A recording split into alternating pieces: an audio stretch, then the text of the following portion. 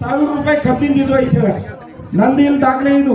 ಇಲ್ಲಿ ಬಿಜೆಪಿದವರು Vijendra opposition leader ಏನ್ ಹೇಳ್ತಾರ, ವಿಧಾನಸೌಧ ಇಲ್ಲೇ ಇಲ್ಲ ಮಂದಿನೇ ಹೇಳ 9,000 ಬರೀ ರಾಜ್ಯ ಸರ್ಕಾರಕ್ಕೆ. ಕೇಂದ್ರ ಸರ್ಕಾರ ಎಷ್ಟು ಲಾಭ ಇರ್ಬೇಕು?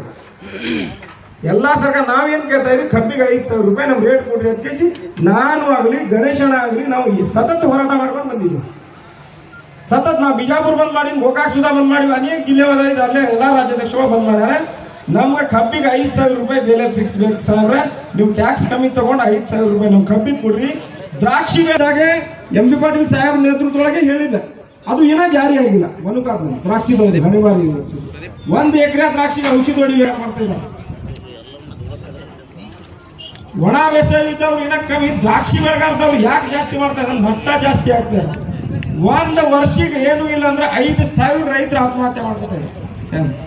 ಅದು ಅದರಿಂದ ನಾವೇನ್ ಕೇಳ್ತಾ ಇದ್ವಿ, ಆ ರೈತರಿಗೆ 60 ವರ್ಷ ಮೇಲ್ಪಟ್ಟಿದ ರೈತರಿಗೆ 10,000 ರೂಪಾಯಿ ಪೆನ್ಷನ್ ಸಹಾಯಧನ ಬೇಕ್ರಿ ಸಾಹೇಬ್. ಎಲ್ಲರಿಗೂ ಪೆನ್ಷನ್ ಮಾಡ್ತಾ ಇದ್ವಿ. ರೈತರು 10 ವರ್ಷ ದೇಶಕ್ಕೆ ಅನ್ನ ಹಾಕೋದು ಯಾರಂದ್ರೆ ರೈತರು. ಇದು ಒಂದು ನೀವು ಎಲ್ಲ ಜಾರಿ ಮಾಡ್ರಿ. ಈಗ ಮಹಿಳೆಯರಿಗೆ ಬಸ್ ಫ್ರೀ ಕೊಟ್ಟಿರಿ, ಮತ್ತು ನೀವು 2,000 ರೂಪಾಯಿ ಗೃಹಲಕ್ಷ್ಮಿ ಆಗ್ತಾ ಇದ್ರಿ. ಅದೇ ರೀತಿ ಅವನಿಗೆ ಸರ ಬೇರೆ ಇರ್ಬೇಕು.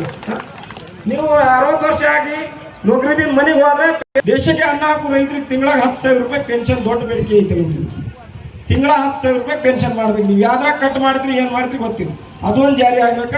ಸ್ವಾಮಿನಾಥನ್ ವರದಿ ಜಾರಿ ಆಗ್ಬೇಕು. ಇದು ನಮ್ಮ ಬಿಜಾಪುರ ಜಿಲ್ಲೆಯಲ್ಲಿ ನಾವು ಎಲ್ಲಾ ಜಿಲ್ಲೆಯಿಂದ ತಾಲೂಕು ಕೇಳ್ತಾ ಇದ್ದಾರೆ. ಸ್ವಾಮಿನಾಥನ್ ವರದಿ ಒಂದು ಜಾರಿ ಆಗ್ಬೇಕು. ಆಗ್ಲಿಕ್ಕಂದ್ರೆ ನಾವು